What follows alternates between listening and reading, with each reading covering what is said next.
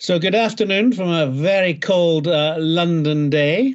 I'm delighted this afternoon to be interviewing Alyson Vale, and she's the Business and Operations Director, Abbotsford Care in Kirkcaldy in Fife. Alyson and Abbotsford have been an integral part of the Healthier Working Lives programme, and both are still very much involved as we move forward. Alyson, could you tell us a little bit more about you, your role, and the Abbotsford Care facility, please?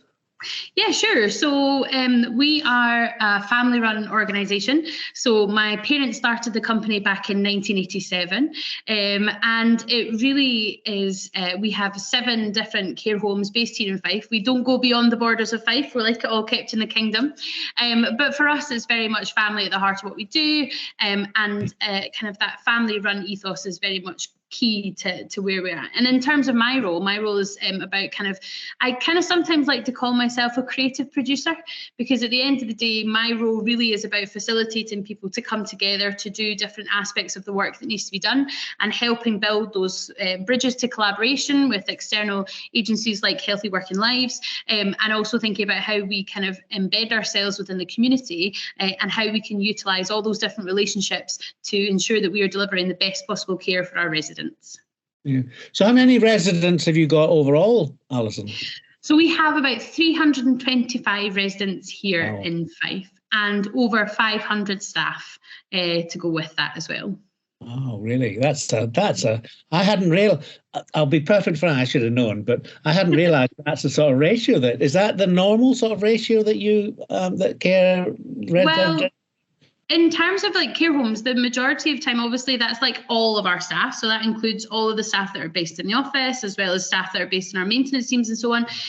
But in terms of like, what is your ratio to staff? Yeah, I'd say that was probably about right in terms of how your resident to staff ratios over the whole organisation would kind of balance out. But yeah, we've got quite a few people doing different aspects and different jobs and different things. So I think some people forget, care is a 24-hour business. So there's 24-hour needs that are met within that for the caring side, but also all the background work that exists in that space as well, definitely. And so I'm very sorry, we're sort of going slightly off piste, but that's all right. So of that 500 members of staff, how many are actually involved on a day-to-day basis with care for residents? So I would say it's probably easier to work it the other way around and say that within the team that aren't directly involved with hands-on care delivery, there's probably about maybe 30 of that 500 are not hands-on care delivery. Because obviously I would class those that are working in the housekeeping teams as still very much that frontline, front-facing. So yeah, there's about 30 people in total, I would say, that are not frontline kind of care staff, and they're doing a lot of background work like maintenance or admin or all of those sort of roles that we have. Oh, great. Interesting. So, Alyson, you mentioned the Healthier Working Lives programme, and we sort of all know that that's been about working directly with care staff, trying to understand their lives and the challenges and opportunities they have at work, and then to work directly with them to co-design, as it were, ideas and initiatives which could address those challenges. Could you tell us a little bit about how that's worked at Abbotsford, how the staff have been involved, and also what they feel about it? How have they enjoyed or not the experience?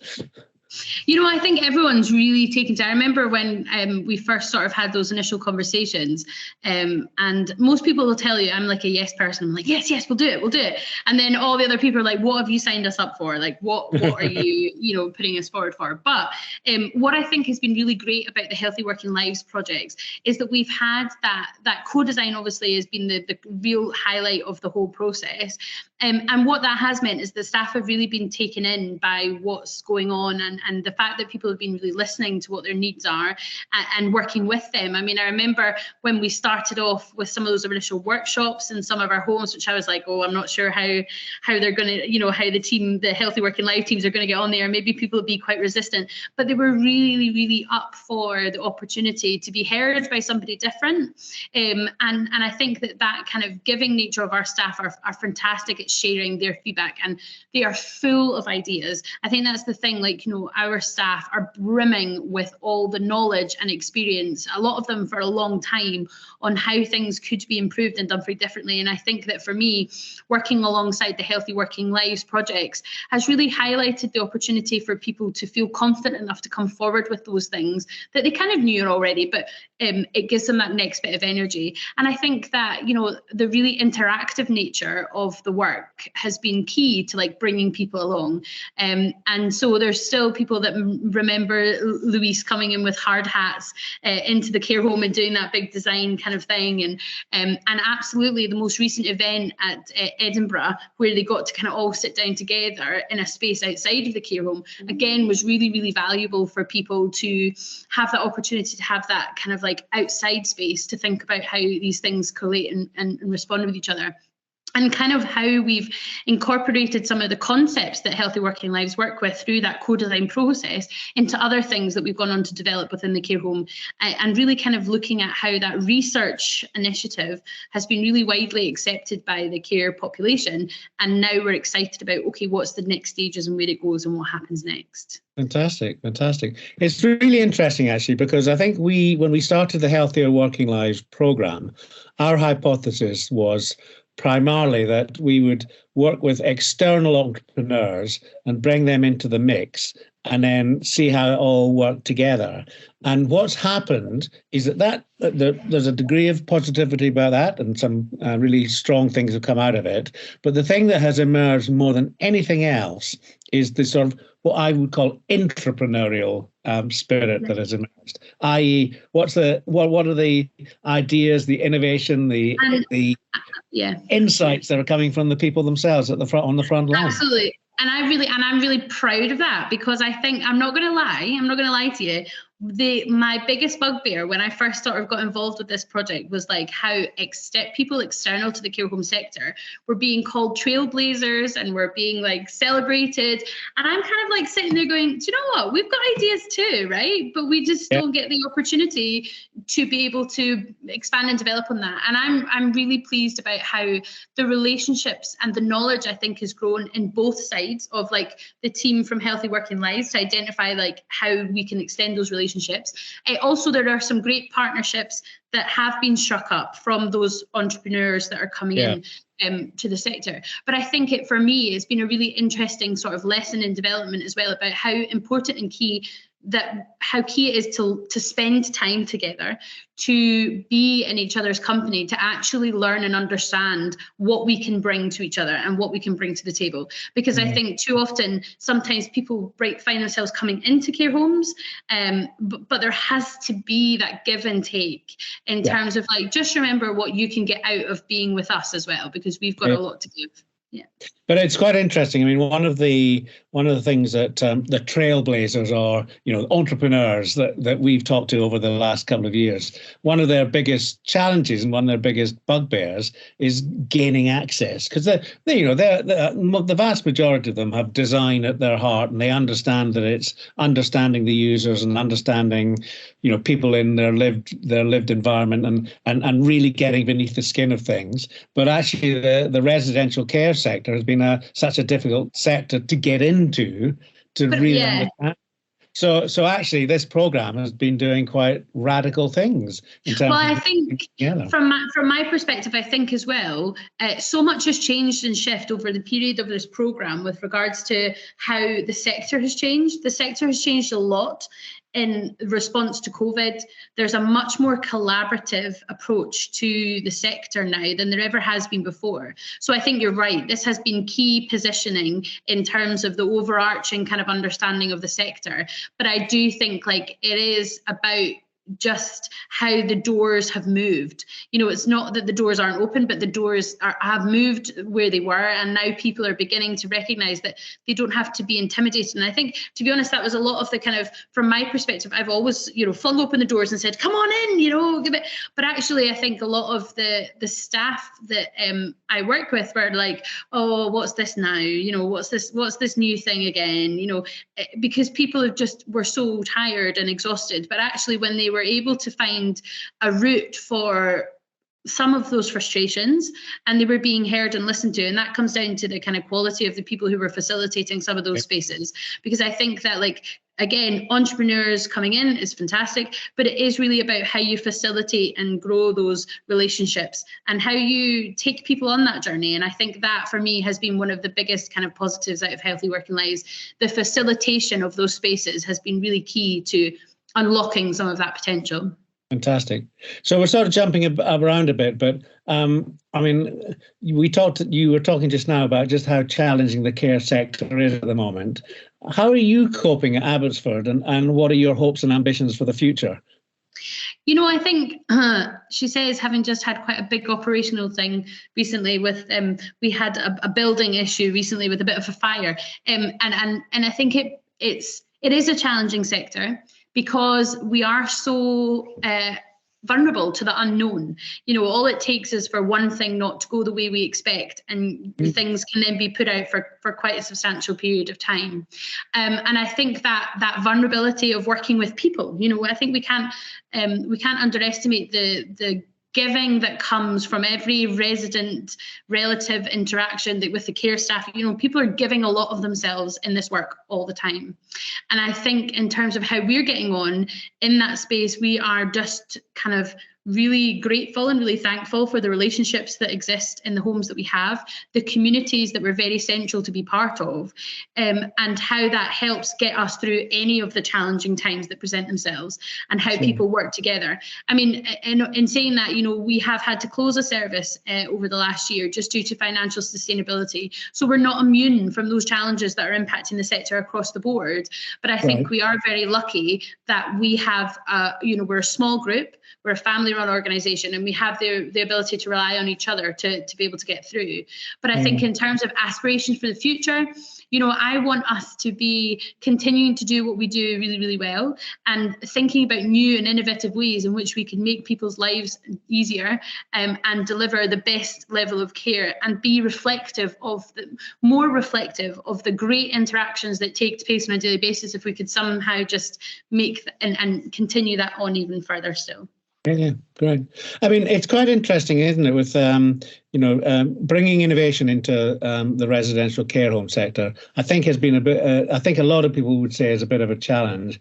I mean, clearly there are some fantastic things coming through in your teams and elsewhere. That's what the work we've been doing. How do you make that stick? How do you keep that sort of ethos going? And how do you bring things along that will actually make a difference? I mean, I think it's really challenging, right? It's like, how do you make anything sustainable? And that's a really challenging proposition. But I think you've got to want it. And I think from my perspective, my own ambition and energy goes behind trying to be as creative and innovative as possible, to the betterment of what we're doing and how we're delivering it. And I think that creative energy that I am passionate about is driving from the top outwardly, if you like, into how we encourage other people to look at the world and look at the things that we're doing. And does it always go right? No, it doesn't. But how do we learn from that? And I think alongside the innovation space is the learning culture. And I think that for me is the key to sustaining innovation, is embedding that learning from any opportunity is key and viable. So when it does go wrong, moving away from the blame-based culture that can exist in this sector to being much more open to an improvement methodology that can help support and encourage innovation spaces to be kind of at the core. Great. It's quite interesting. It's always really interesting when you start working on a program like this to remember that some of the things you thought about right at the very beginning. And I remember 2.5 years ago, I was talking to a chum who said the secret to success in the care sector is good leadership. And I was talking to a lady called Una Smith, who's the CEO of Skills for Care recently, and they've just produced this. It's England, I appreciate, but she was talking about. She just produced a report, and she was talking about the power of strong leadership and culture and the benefits of having a values-based organisation. I suppose by that means it's an organisation that has firm principles that you stick to, and I think I was before this chat, I was reading about Abbotsford now, and reading all your different profiles and the family background as well, which I think is so important. And then just listening to you just now, that seems very much the approach you take as an organisation. Can you tell me a bit about that and how you embed that? How because it sounds easy, but I know it's not. I mean, I've worked in big organisations, and I know how important culture is and how difficult it is to actually, because you can't say we're going to have this culture. Yeah. I think that. I think for me, at the root of all of it is creating a sense of belonging, of encouraging that people want to be with you. They want to belong to what you are, sharing. And I think that we're sort of easily halfway there by the family aspect. People who worked for my mum and my dad knew where they stood. And there's some of those individuals that have been with us for 30 odd years, that whole time, have been stalwart members of the community. And that doesn't mean that they're in, leadership positions. There's carers or domestics that have been with us that length of time. And actually we're wanting to set up to a family that people are all part of that. And I think that really, it sounds really, really naff, but it comes from a place of kindness. And I think that doesn't sound naff at all. I think it's about trying to have that kind of like compassionate kindness, authenticity and honesty with people, because I think we don't always get it right, and how do we challenge people when they don't get it right, and how do we be clear about what our expectations are? So I think part of the challenge is about it's being authentic, it's being who you are. I think also, I would quite happily tell anybody, I may be in the position that I'm in, but I don't have all of the answers. I still wish I could pick up the phone to my dad and be like, Dad, how do I actually deal with this? Because I don't think we do have any of the answers. We don't have all of the answers, but we rely on each other. And I think that through the most difficult and challenging times, I know that I am incredibly fortunate that I'm surrounded by a group of people who believe in the same thing I do. But I think that requires us to share all the time. Over communicate, if you like, in terms of what is it that you believe in. Only when you tell people what you believe in can they say, oh, I sign up to that, or no, actually that's not aligning with who I am. And if it's not aligning with who they are, them feeling confident enough and empowered enough to turn around and say, actually, how can we see the world differently? And I know that for me, very basically, the culture that I encourage all the time is rooted in that creativity that allows people to use various forms of communication. We use a lot of visual work to represent and talk about the shared vocabularies that we may grow together, because sometimes we take all that for given. We take it for granted that we know what we're talking about when actually we're on completely different pages. And I think the success to being able to create those sense of belonging and where you are and sustaining that level of where you want to be headed is you've got to communicate all the time. This is the vision, this is where we're headed, and this is what we want to be. Right. So, Alyson, you at Abbotsford, you've got a pretty good retention rate with your staff. But look, we know that the sector as a whole has real challenges, and the sector as a whole has real challenges in terms of recruitment as well. And, I just know from, talking to Una a couple of weeks ago, what an important sector it is. Unfortunately, there's a perception that the care sector is a drain on society, whereas actually we know that the care sector is a huge contributor to GDP. It's a huge employer. It's got the ratio of men to women is really interesting as well. There's so many strong things about the sector, but we've got to change the perception of it, haven't we? How do we do that? I really think that what we I, we do have a lot of people that have been with us for a long time, but we do know ourselves that we have had people come and go quite quickly in this environment because it isn't for everybody. But I think what we're learning over time with how things are growing and developing is we're actually changing the shape of the roles that we are providing. So we're in the place of ourselves innovating around that. Like, what are the roles that we have? What are the people? Who are the people that we're looking for to do certain things?